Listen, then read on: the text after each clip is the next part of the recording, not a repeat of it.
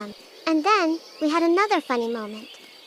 Fauna started jumping around, kind of like a kangaroo, and for some reason, one of the kangaroos decided to follow her. I honestly have no idea what was going through that kangaroo's mind.